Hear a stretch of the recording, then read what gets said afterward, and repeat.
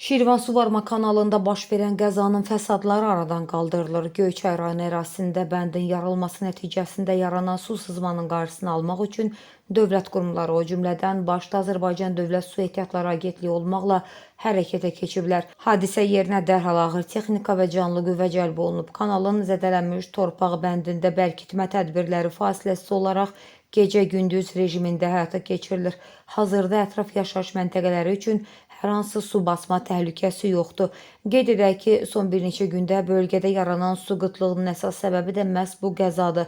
Bərpa işlərinin təhlükəsiz aparılması üçün kanalda suyun səviyyəsi müvəqqəti olaraq minimuma endirilib. Təmir işləri ən qısa zamanda yekunlaşdırıldıqdan sonra əraziyə suyun verilməsi tam bərpa ediləcək.